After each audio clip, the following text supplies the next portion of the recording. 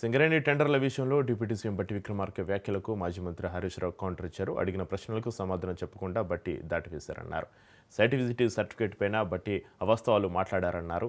2025 మేలో OB వర్క్స్లో site visit certificate తెచ్చారన్నారు. 2025 మే తర్వాత అన్ని టెండర్లకు రింగ్ మాస్టర్ సృజన్ రెడ్డి అన్నారు. ఎవరికి సింగరేణి టెండర్లు ఇవ్వాలో సృజన్ రెడ్డి నిర్ణయించారన్నారు. నైనికోల్ బ్లాక్తో పాటు అన్ని టెండర్లు రద్దు చేసి విచారణ జరపాలన్నారు. సింగరేణి టెండర్లో సైట్ విజిటింగ్ సర్టిఫికేట్లపైన ప్రభుత్వ శ్వేతపత్రం విడుదల చేయాలని డిమాండ్ చేశారు. రేవంత్ రెడ్డి దొంగ, రేవంత్ రెడ్డి బావమరిదే మొదటి లబ్ధిదారుడు, ముఖ్యమంత్రి ఈ అవినీతికి సూత్రధారి పాత్రధారి అని నేను చెప్తుంటే రేవంత్ రెడ్డితో నువ్వు మాట్లాడతా అంటే ఎట్లా? Is it not a joke? ఇది ఎట్లుందంటే బట్టి గారి ప్రెస్ మీట్ చూస్తే ఉల్టా చోర్ కోత్వాల్కు డాంటే అనే సామెత గుర్తొస్తూ ఉంది. బొగ్గు స్కామ్పై స్పష్టమైన సమాధానాలు ఇవ్వకుండా మాటల గారడితో 4 కాగితాలు చూపి మసిబూసి మారేడికాయ చేసే ప్రయత్నానికి బట్టి విక్రమార్క గారు చేశారు. అసలు ప్రశ్న ఏంటో ప్రశ్నకు సమాధానం చెప్పకుండా సంబంధం లేని డాక్యుమెంట్లు చూపిస్తూ ప్రజల దృష్టిని, మీడియా దృష్టిని మరల్చేటువంటి ప్రయత్నం చేసినారు గౌరవనీయులు బట్టి విక్రమార్క గారు. ఓవర్ బర్డెన్ రిమూవల్ కోసం బీఆర్ఎస్ హయాంలో ఎప్పుడన్నా సైట్ విజిట్ సర్టిఫికెట్ పెట్టారా? ఈ నిబంధనలు ఎక్కడ కూడా ఓబీ వర్క్స్కు పెట్టమని ఏ సంస్థ కూడా పెట్టలేదు. భారతదేశంలో ఎక్కడ కూడా ఓబీ వర్క్స్కు సైట్ విజిట్ సర్టిఫికెట్ అనే విధానమే లేదు. దీన్ని కాంగ్రెస్ ప్రభుత్వం వచ్చిన తర్వాతనే తెచ్చారు. అది కూడా వివరిస్తా. బట్టి గారు నిన్న ప్రెస్ మీట్లో చదివినటువంటి అన్ని పనులు కూడా పరిమిత స్థలాల్లో జరిగే డిజైన్ అండ్ ఇన్స్టలేషన్ పనులకు సంబంధించి సైట్ విజిట్ ఉంది అని వేరియస్ సందర్భాల్లో చదివినారు. ఎక్కడ కూడా అందులో ఓబీ వర్క్ లేదు, ఓవర్ బర్డెన్ రిమూవల్ వర్క్ లేదు. నేను అడుగుతా ఉన్నా, బట్టి గారు నిన్న మీరు అన్ని ఉదాహరణలు చెప్పింది కదా, ఏ ఒక్క ఉదాహరణనన్నా ఓబీ రిమూవల్ కాంట్రాక్ట్ సంబంధించింది ఉన్నదా? ఉంటే చెప్పండి, చూపించండి. ముఖ్యమంత్రి గారిని ఈ బొగ్గు స్కామ్ నుంచి బయటపడేసేందుకు బట్టి గారు చాలా విఫల ప్రయత్నం చేశారు, కానీ అటర్ ఫ్లాప్ అయింది. సైట్ విజిట్ సర్టిఫికేట్ అనే అంశంపై బట్టి గారు అబద్ధాలను వండి వార్చారు, వాస్తవాలను దాచిపెట్టి బొగ్గు కుంభకోణం బయటపెట్టిన బీఆర్ఎస్ మీద బురద జల్లే ప్రయత్నం చేసినారు. కాంగ్రెస్ 2 ఏళ్ల పాలనలో స్కీములు రాలేదు, కానీ పదుల సంఖ్యలో స్కాములు మాత్రం వచ్చినాయి. 6 గ్యారంటీలు లేవు, 420 హామీలు లేవు. రేవంత్ రెడ్డి గారు జాబ్ క్యాలెండర్ అయితే దేలే, స్కామ్ క్యాలెండర్ మాత్రం తెచ్చిండు రేవంత్ రెడ్డి గారు. 2 ఏళ్లలో నెలకొక్క స్కామ్ బయటపడుతున్నది. స్కీములు రాలే కానీ స్కామ్లు వచ్చినాయి రేవంత్ పాలనలో. కుంభకోణాలకు కేర్ ఆఫ్ అడ్రస్గా నిలిచింది రేవంత్ రెడ్డి గారి పాలన. అందుకే ఈ స్కామ్ల దృష్టి నుంచి ప్రజల దృష్టి మరల్చేందుకే ఈ సిట్ విచారణలు. సిట్ విచారణ ఇస్తే మేమేందో భయపడిపోతాం అనుకుంటున్నారు, ఈ స్కాములు బయట పెట్టకుండా ఆగుతాయి అనుకుంటున్నారు. నాకు తెలిసి ఇవ్వాలని మాట్లాడినా కదా, రేపు ఎల్లుండో ఇంకో ప్రేమలేక వస్తుంది, గ్యారంటీగా వస్తుంది. భద్రాద్రి కొత్తగూడలో 2వ రోజు కేంద్ర మంత్రి కిషన్ రెడ్డి పర్యటించారు. సింగరేణిపైన ఆరోపణల నేపథ్యంలో క్షేత్రస్థాయి పరిశీలన చేపట్టిన కిషన్ రెడ్డి కొత్తగూడెం ఏరియా పద్మావతి ఖని భూగర్భ గనిని సందర్శించారు. కార్మికుల డ్రెస్లో టోపీ పెట్టుకుని స్వయంగా గనిలో పరిస్థితులను అడిగి తెలుసుకున్నారు. 136 సంవత్సరాల చరిత్ర కలిగిన దక్షిణ భారతదేశంలోని అతిపెద్ద ప్రభుత్వ రంగ సంస్థ సింగరేణిని కాపాడుకోవాలి అన్నారు.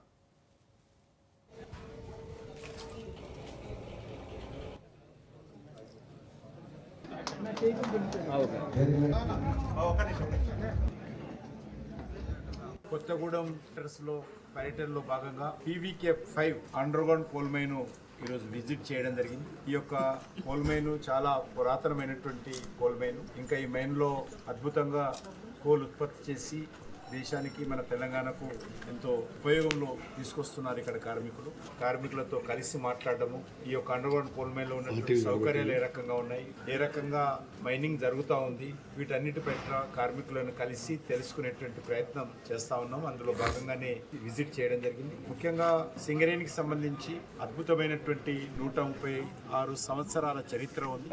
ఇది దక్షిణ భారతదేశంలోనే ఒక మంచి కోల్ కంపెనీ. ముఖ్యంగా తెలంగాణ, ఆంధ్రప్రదేశ్ ఉమ్మడి రాష్ట్రం ఉన్నప్పుడు, అదేవిధంగా తెలంగాణ, ఆంధ్రప్రదేశ్ విడిపోయిన తర్వాత తెలంగాణ రాష్ట్రానికి వెన్నెముక లాంటిది ఈ యొక్క సింగరేణి కోల్ మైన్.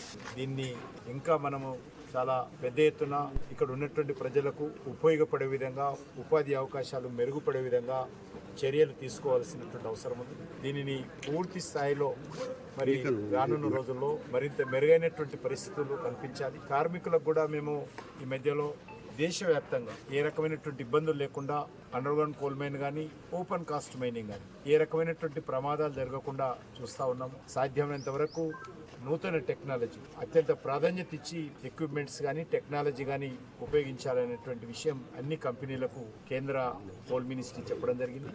ఆ దిశలోనే ప్రపంచంలో 2-3 రోజుల్లో మున్సిపల్ ఎన్నికల నోటిఫికేషన్ రానుందని మంత్రి ఉత్తమ్ కుమార్ రెడ్డి అన్నారు. నిజామాబాద్లో నిర్వహించిన మున్సిపల్ ఎన్నికల సమీక్ష సమావేశంలో పాల్గొన్న ఉత్తమ్ కుమార్ రాష్ట్రంలో అన్ని మున్సిపాలిటీలను అభివృద్ధి చేస్తామని తెలిపారు. గత కార్పొరేషన్ ఎన్నికల్లో కాంగ్రెస్ పనితీరు బాగోలేదని ఈ కార్పొరేషన్ ఎన్నికతోటి నిజామాబాద్ చరిత్ర మారబోతుందని అన్నారు. వచ్చే కార్పొరేషన్ ఎన్నికల్లోనూ కాంగ్రెస్దే గెలుపని మంత్రి ఉత్తమ్ కుమార్ ధీమా వ్యక్తం చేశారు.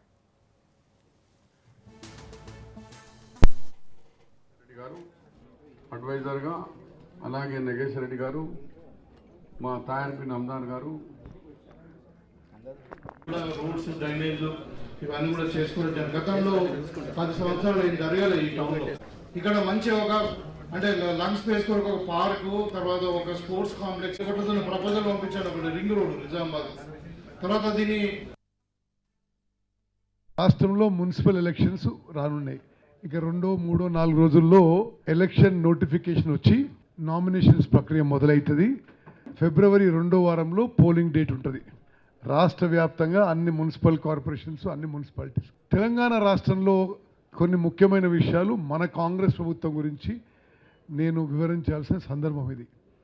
నిజామాబాద్ మున్సిపల్ కార్పొరేషన్తో సహా రాష్ట్రంలో ఉన్న అన్ని మున్సిపల్ కార్పొరేషన్స్, అన్ని మున్సిపాలిటీస్కి మరి ఎక్కువ నిధులు కేటాయించి అర్బన్ ఏరియాస్ అన్నిటినీ ఒక నెక్స్ట్ లెవెల్ డెవలప్మెంట్ తీసుకుపోవడానికి మన కాంగ్రెస్ ప్రభుత్వం ముందుకు పోతుందని చెప్పి నేను మనవి చేస్తున్నా.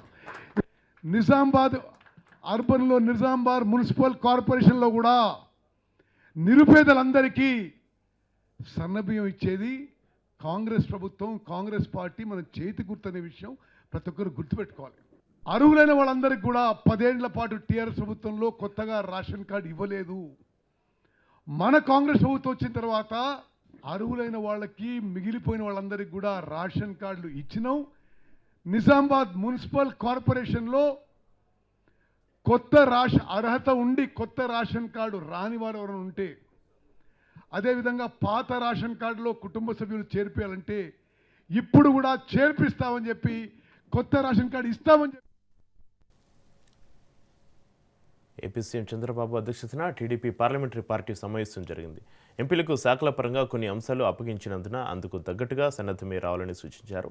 ప్రజల కూటమి ప్రభుత్వంపైన సానుకూలత ఉన్నందున ఎంపీలు దాన్ని అందిపుచ్చుకునేలా పనితీరు మెరుగుపరుచుకోవాలన్నారు. రాష్ట్రానికి సాయం చేసే విషయంలో కేంద్రం సానుకూలంగా ఉన్నందున లౌక్యంగా పనులు పూర్తి చేసే బాధ్యత ఎంపీలు తీసుకోవాలని స్పష్టం చేశారు. రాష్ట్ర ప్రయోజనాలకు సమగ్ర సమన్వయం కోసం వచ్చే పార్లమెంటరీ పార్టీ సమావేశానికి జనసేన, బీజేపీ ఎంపీలను ఆహ్వానిద్దామని చంద్రబాబు సూచించారు.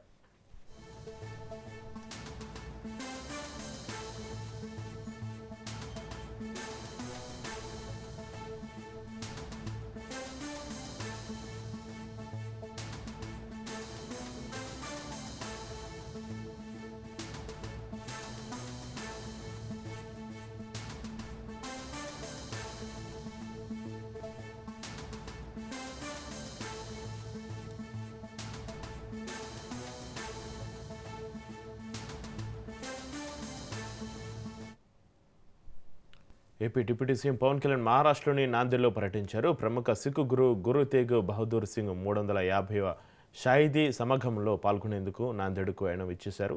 ఈ సందర్భంగా మహారాష్ట్ర ప్రభుత్వం ఆయనకు ప్రభుత్వ అతిథి హోదాతో ఘన స్వాగతం పలికింది. నాందేడ్లోని గురు గోవింద్ సింగ్ విమానాశ్రయంలో మహారాష్ట్ర మాజీ సీఎం, రాజ్యసభ సభ్యుడు అశోక్ చవాన్, బోకర్ ఎమ్మెల్యే జయ చవాన్, ఇక ఎమ్మెల్సీ రాజర్కర్, జిల్లా కలెక్టర్ రాహుల్ తదితరులు సాదరంగా స్వాగతించారు.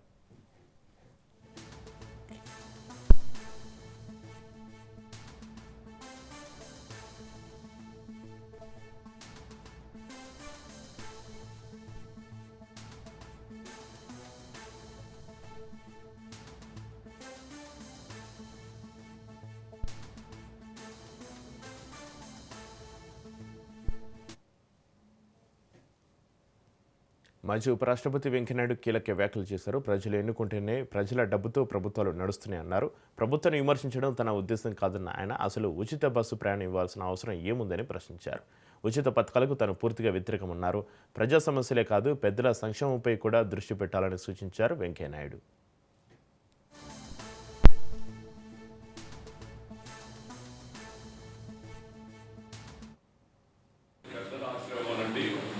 సాంప్రదాయ ప్రకారం పెద్దలు అని అంటాం మనం వయసుగా పెరిగిన వాళ్ళు పెద్దల ఆశ్రమాలు పెట్టుకుంటే బాగుంటుందని సహాయం చెప్పారు. మనం వాళ్ళు రిజిస్టర్ చేశారు కాబట్టి సీనియర్ సిటిజన్స్ ఫోరం దానికి పెద్దల ఆశ్రమం చెప్పని ఆ విధంగా దాంట్లో కూడా కలిపి వాడుకుంటే బాగుంటుందని చెప్పని నేను భావిస్తున్నాను. మన భారతీయ సమాజంలో ప్రపంచం అంతా మనల్ని గౌరవించేది గుర్తించేది ఎందుకంటే మన కుటుంబ వ్యవస్థల గురించి. ప్రపంచంలో భారతదేశంలో ఉన్నంత కుటుంబ వ్యవస్థ ఫ్యామిలీ సిస్టమ్ ప్రపంచంలో మరి ఎక్కడ కూడా ఇలా మనకు కనపడదు. అందుకని ప్రపంచంలో అందరూ భారతదేశాన్ని గౌరవిస్తూ ఉంటారు. దురదృష్టవశాత్తు ఏంటంటే మన భారతదేశంలో కూడా ఈ మధ్యకాలంలో కొంత వ్యవస్థలో మార్పులు వస్తున్నాయి. ఉమ్మడి కుటుంబాలు పోయి ఉద్యోగాల వల్ల కావచ్చు, ఇతర కారణాల వల్ల కావచ్చు. రెండోదేమో కలిసి ఉండే యొక్క మనస్తత్వం తగ్గిపోతా ఉంది. అంతే గొప్పతనం ఏది ఉమ్మడి కుటుంబం అంటే నాన్న, అమ్మ, అమ్మమ్మ, తాతయ్య, కోడలు, అల్లుడు, లేకపోతే కూతురు వీళ్ళందరూ కలిసి ఉండేవాడు. నేను కూడా చిన్నప్పుడు అనుభవించాను. మా అమ్మ నాకు 13వ నెలలో చనిపోయింది. చనిపోతే మా అమ్మమ్మ పెంచింది నన్ను. మా అమ్మమ్మ ఇంట్లో అందరూ ఆమెకి 4 కుమారులు, 2 కుమార్తెలు అందరూ కలిసి ఉండేవాడు. వాళ్ళ పిల్లలు మేము. సల్మాన్ హత్య ప్రభుత్వ హత్య అన్నారు వైసీపీ నేతలు కాసు మహేష్, విడుదల రజని. పల్నాడు జిల్లా పిన్నెల్లి గ్రామంలో వైసీపీ కార్యకర్త సల్మాన్ సంస్మరణ సభ కార్యక్రమం జరిగింది. ఈ కార్యక్రమంలో వైసీపీ నేతలు పాల్గొన్నారు. ఏడాదిన్నరగా పిన్నెల్లి గ్రామంలో టీడీపీ నేతలు దౌర్జన్యాలకు పాల్పడుతున్నారని మండిపడ్డారు. భార్యను చూడడానికి వచ్చిన సల్మాన్ను హత్య చేశారని మండిపడ్డారు.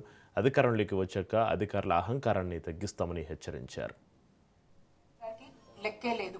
ఈ రాష్ట్రంలో రెడ్ బుక్ పాలనలో రాష్ట్ర వ్యాప్తంగా కూడా రక్తపాతం నెలకొంది. లా అండ్ ఆర్డర్ పూర్తిగా ఫెయిల్ అయింది. చట్టం అధికార పార్టీ చుట్టంలా వ్యవహరిస్తుంది. ఈ మందా సల్మాన్ హత్య మనం చూసాం. పిన్నెల్లి గ్రామంలో దాదాపు 300 కుటుంబాలు బయట ఉండి పార్టీ అధికారంలోకి వచ్చాక నానా ఇబ్బందులు పడుతుంటే తన భార్యకు బాగలేదని చూసుకుందామని వచ్చినటువంటి సల్మాన్ ని దారుణంగా అక్కడున్నటువంటి తెలుగుదేశం గుండాలు కొట్టి చంపారు. మరి ఇప్పటికి కూడా చంద్రబాబు నాయుడు గారు గాని కూటమి ప్రభుత్వం గాని ఇంత కూడా స్పందించలేదంటే ఒకసారి ఆలోచించండి.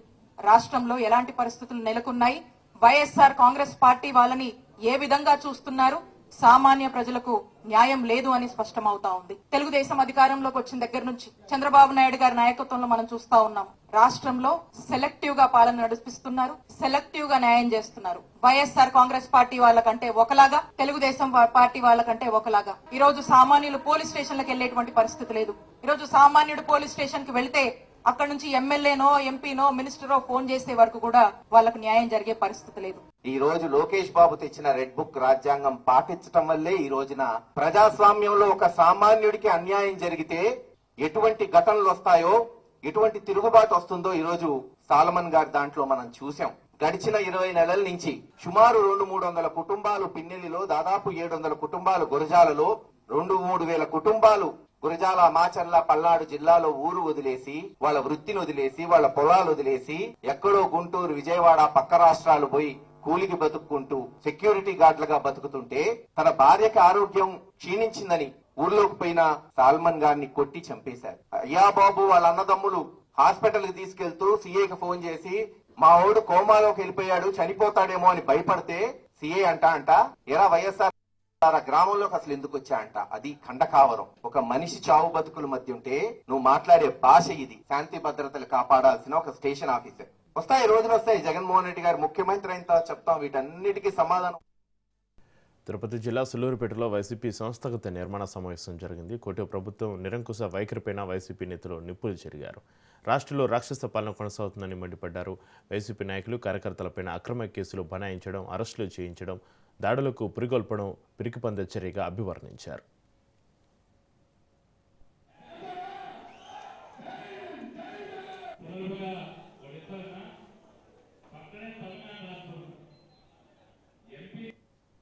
గ్రామస్థాయి కమిటీలు ఏర్పాటు చేయాలి. గ్రామస్థాయిలో ప్రధానమైనటువంటి అనుబంధ సంఘాలకు కూడా కమిటీలు ఏర్పాటు చేసుకోవాలని ఒక నిర్ణయం తీసుకోవడం జరిగింది. దాదాపుగా ఒక్కొక్క నియోజకవర్గానికి 8,000 నుంచి 10,000 మందిని మనం ఒక క్యాడర్ బేస్డ్ పార్టీగా తీర్చిదిద్దాలి. దాదాపుగా 18 లక్షల మంది జగనన్న సైనికుల్ని ఈ రాష్ట్రంలో తయారు చేయాలనేటువంటి ఆలోచనతో ఈరోజు ఏర్పాటు చేయడం జరిగింది. ఈరోజు ఒక్కసారి ఆలోచన చేస్తే ఈ 19 నెలల కూటమి పాలన పైన ప్రజలు విసిగి వేసారిపోయారు. వైఎస్ఆర్ కాంగ్రెస్ పార్టీలో ఎక్కడ లేనటువంటి జోష్ అందుకుంది. మేము ఒక 100 మంది నుంచి 150 మందితో పెట్టుకోవాలన్నటువంటి సమావేశాలకి 1000 మందికి మించి వస్తున్నారు అంటే దాదాపుగా ఊహించిన దానికన్నా ఆహ్వానించినటువంటి దానికన్నా కూడా 10 రెట్లు అధికంగా హాజరయ్యేటువంటి పరిస్థితి ఏర్పడింది. ఇది నిజంగా ఒక చరిత్ర. ఒక 19 నెలల కాలంలోనే ఒక పక్క ప్రభుత్వం అనేక రకాలైనటువంటి దాడులు, దౌర్జన్యాలు, భయపెట్టడం, బెదిరింపులకి పాల్పడుతున్నా వాటిని వేటిని లెక్క చేయకుండా ఈరోజు వైఎస్ఆర్ కాంగ్రెస్ పార్టీ నాయకులు, కార్యకర్తలు ధైర్యంగా ఈరోజు ఈ సమావేశాలకు హాజరు కావడం, రేపు రాబోయేటువంటి రోజుల్లో మరలా వైఎస్ఆర్ కాంగ్రెస్ పార్టీని తిరిగి అధికారంలోకి తీసుకురావడానికి చిత్తశుద్ధితో ప్రయత్నం చేసేటువంటి సందర్భం. మీరు సుకుమారంగా పెరిగారు. మీరు సుకుమారంగా పెరిగి హైదరాబాద్లో పెరిగి అధికారంలో వచ్చిన వెంటనే మీరు రూపాయలు చూపిస్తా ఉన్నారు ఈరోజు. కానీ ఒక్కసారి గుర్తు పెట్టుకోండి, మీరు ఢీకొంటున్న వ్యక్తి, మీరు ఎదురులే వ్యక్తి సుకుమారంగా పెరగల. పులివెందుల వీధుల్లో పెరిగాడు, ఫ్యాక్షన్ రాజకీయాలు చూసి పెరిగాడు. కేవలం 5 సంవత్సరాలకి 20 సంవత్సరాలు ఆయన మౌనం, ఆయన మంచితనం ఈ రోజు మీరు ఆ రోజు ఉండొచ్చు. ఈసారి 2029లో జగన్మోహన్ రెడ్డి గారు ఉగ్ర రూపం చూసిన తర్వాత ఆ రోజు ఎవరు ఏంటో, ఎవరు బాధపేంటో, ఎవరు ఓటేంటో తెలుస్తుందనే రోజు అందరికీ కూడా తెలియజేస్తా ఉన్నాం. ఊరికనే 4 రకాలుగా 3 కోట్లను కలుసుకుని వచ్చి మేము పెద్ద వీరు అంటున్నారు. ఓటమి ప్రతి ఒక్కరికి వస్తుంది, గెలుపు ఓటమి సహజం. కానీ ఒక్కడిగా మొగడిగా రోజు పోటీ చేసిన ఎన్నికల్లో గెలిచే శక్తి సత్తా ఈ రోజు కూడా మీరు చెప్తా ఉన్నారు, మేము ఇంత పీకాం, ఇంత చేశామని చెప్తున్నా. మీరు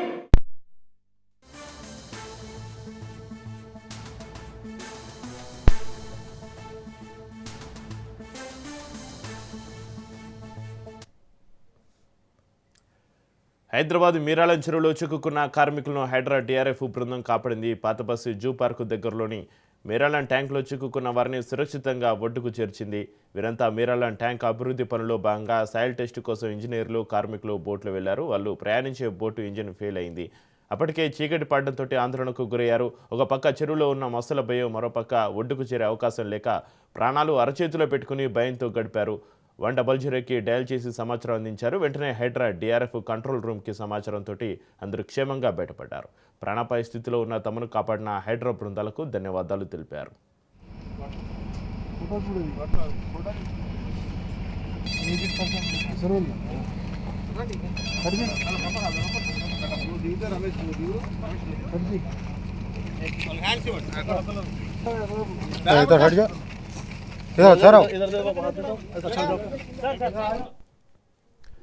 బ్రేకింగ్ చూస్తున్నాం. హైదరాబాద్ మీరాలం చెరువులో చిక్కుకున్న కార్మికులను హైడ్రా డిఆర్ఎఫ్ బృందం కాపాడింది. పాతబస్సు జూ పార్కు దగ్గరలోని మీరాలం ట్యాంకులో చిక్కుకున్న వారిని సురక్షితంగా ఒడ్డుకు చేర్చింది. వీరంతా మీరాలం ట్యాంక్ అభివృద్ధి పనుల్లో భాగంగా సాయిల్ టెస్ట్ కోసం ఇంజనీర్లు, కార్మికులు బోట్లు వెళ్లారు. వాళ్ళు ప్రయాణించే బోటు ఇంజిన్ ఫెయిల్ అయింది. అప్పటికే చీకటి పడడంతో ఆందోళనకు గురయ్యారు. ఒక పక్క చెరువులో ఉన్న మొసల భయం, మరోపక్క ఒడ్డుకు చేరే అవకాశం లేక ప్రాణాలు అరచేతిలో పెట్టుకుని భయంతో గడిపారు. 100కి డయల్ చేసి సమాచారం అందించారు. వెంటనే హైడ్రా డిఆర్ఎఫ్ కంట్రోల్ రూమ్కి సమాచారంతో అందరూ క్షేమంగా బయటపడ్డారు. ప్రాణాపాయ స్థితిలో ఉన్న తమను కాపాడిన హైడ్రా బృందాలకు ధన్యవాదాలు తెలిపారు.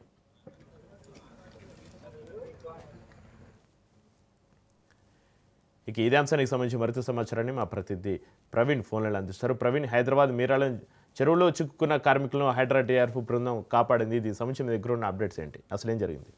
అయితే అర్ధరాత్రి వేళ హైడ్రా ఆపద మిత్ర పాత్ర పోషించింది. పాతబస్తి జూ పార్క్ సమీపంలోని మీరాలం చెరువులో చిక్కుకున్నటువంటి 9 మంది కార్మికులను, ఇంజనీర్లను హైడ్రా డిఆర్ఎఫ్ బృందాలు సాహసోపేతంగా కాపాడాయి. అయితే మీరాలం ట్యాంక్ అభివృద్ధి పనిలో భాగంగానే నిర్మించుతున్నటువంటి వంతెన కోసం ట్రయల్ టెస్ట్ నిర్వహించేందుకు ఆదివారం ఉదయం ఆ బోర్డు ద్వారా చెరువులోకి వెళ్లినటువంటి కార్మికులు, ఇంజనీర్లు సాయంత్రం తిరిగి వస్తుండగా ప్రమాదంలో చిక్కుకున్నట్టుగా తెలుస్తుంది. వారు ప్రయాణిస్తున్న బోటు ఇంజిన్ అకస్మాత్తుగా ఫెయిల్ కావడంతో చెరువుల మధ్యలోనే ఆగిపోవడం జరిగింది. అదేవిధంగా చీకటి పడడంతో కూడా చెరువులో దట్టంగా ఉన్న గుర్రపు డెక్క కారణంగా బోటును ముందుకు నెట్టే పరిస్థితి లేకుండా పోయినట్టు కూడా చెప్పుకున్నటువంటి పరిస్థితి చూస్తున్నాం. ఒకవైపు చెరువులో ముసళ్లు ఉన్నాయనే భయంతో, మరోవైపు ఒడ్డుకు చేరే మార్గం లేక ప్రాణాలు అరచేతిలో పెట్టుకొని తీవ్ర భయాందోళనకు గురైనట్టుగా కూడా తెలుస్తుంది. సహాయం కోసం డైల్ 100 కు కాల్ చేసి ఫోన్ చేయగా సమాచారం అందుకున్నటువంటి హైడ్రా డిఆర్ఎఫ్ కంట్రోల్ రూమ్ కు చేరింది. వెంటనే ఆ స్పందించినటువంటి Hydraa SSO Jameel rescue team incharge స్వామితో ఆ చెరువు మధ్యలో చిక్కుకున్న వారితో ఫోన్ లో మాట్లాడుతూ ధైర్యం చెప్పారు. ఎంత రాత్రైనా మిమ్మల్ని సురక్షితంగా బయటకు తీసుకొస్తామంటూ భరోసాను కూడా ఇచ్చారు. అయితే చీకటి, గుర్రపు డెక్క ప్రమాదకర పరిస్థితుల మధ్య సెల్ ఫోన్ల లైట్ల ఆధారంగా ఆచూకీ తెలుసుకున్న డిఆర్ఎఫ్ బృందం టార్చ్ లైట్ల సాయంతో చెరువులోకి ప్రవేశించి మొదట 4గురిని సురక్షితంగా ఒడ్డుకు చేర్చగా అనంతరం రెండవసారి వెళ్లి మిగిలిన 5గురిని కూడా బయటికి తీసుకొచ్చేందుకు ప్రయత్నం చేసింది. వారిని కూడా సురక్షితంగా తీసుకొచ్చింది. దీంతో అందరూ ఊపిరి పీల్చుకున్నారు. ప్రాణప్రాయ స్థితిలో నుండి కాపాడినటువంటి హైడ్రా డిఆర్ఎఫ్ సిబ్బందికి, కార్మికులకు కూడా కృతజ్ఞతలు తెలిపారు. చీకట్లోనూ ముసళ్ల భయం మధ్య నిరంతరం ఫోన్ లో ధైర్యం చెప్తూ ఉన్నటువంటి అర్ధరాత్రి తమను కాపాడిన తీరును నిజంగా సాహసోపేతమని కూడా ప్రశంసించారు. స్థానికులు, హైడ్రా బృందాలు ధైర్య సాహసాలను అభినందిస్తున్నారు. చెప్పి right, thank you Praveen.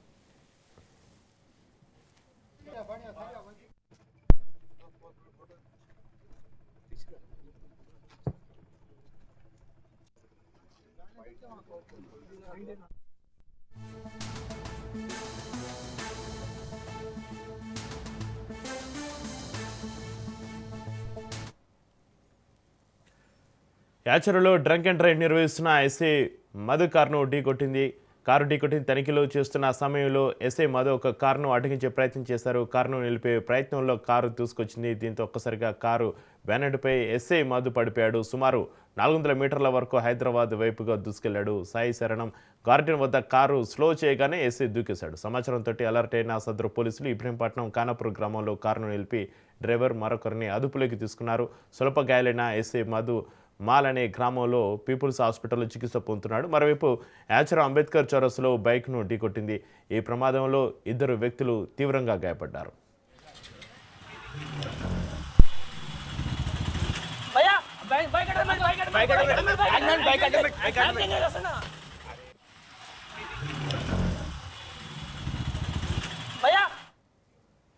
యాచరంలో drunk and drive నిర్వహిస్తున్న ఎస్ఐ మధును కారు ఢీకొట్టింది. ఈ ఘటనకు సంబంధించి మరింత సమాచారాన్ని మా ప్రతినిధి పవన్ ఫోన్లో అందిస్తారు. పవన్, యాచారంలో ఒక డ్రంక్ అండ్ డ్రైవ్ నిర్వహిస్తున్న ఎస్ఐ మధును కారు ఢీకొట్టి వెళ్ళిపోయింది. అయితే కారు నిలిపే ప్రయత్నంలోనే అతన్ని బానెట్ పై వేలాడుతూ ఎస్ఐని హైదరాబాద్ వైపు శరవేగంగా కారు ఇటు దూసుకు వెళ్ళిపోయిన పరిస్థితి చూస్తున్నాము. అయితే కొద్ది దూరం వెళ్ళిన దాని తర్వాత కారు స్లో చేయగానే ఎస్ఐ కారు బానెట్ పై నుంచి కూడా కిందకు దూకేసిన పరిస్థితి చూస్తున్నాం. అయితే ఈ యొక్క ఇబ్రహీంపట్నం ఖానాపూర్ గ్రామంలో కారును నిలిపివేసి డ్రైవర్ ను అదుపులోకి తీసుకున్నారు పోలీసులు.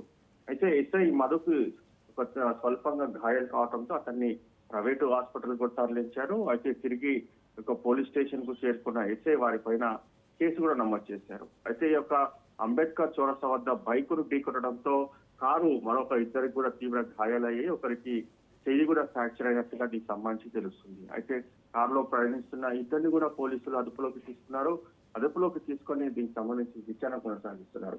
అయితే ఎస్ఐని ఢీకొట్టడంతో అతనికి సంబంధించి కేసు కూడా నమోదు చేశారు. ఎందుకంటే విధులను ఆటంకం కలిగించారు. అంతేకాకుండా ఎస్ఐని పూర్తిగా అతని యొక్క విధులను ఆటంకం కలిగిస్తూ కారుతో ఢీకొట్టడంతో అతని పైన కూడా క్రిమినల్ కేసు కూడా నమోదు చేశామని చెప్పి ప్రధానంగా ఇటు పోలీసులు చెప్తున్న పరిస్థితి కనిపిస్తుంది.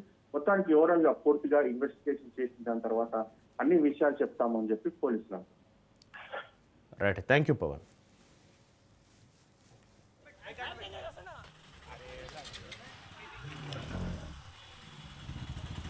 భయ్యా బైక్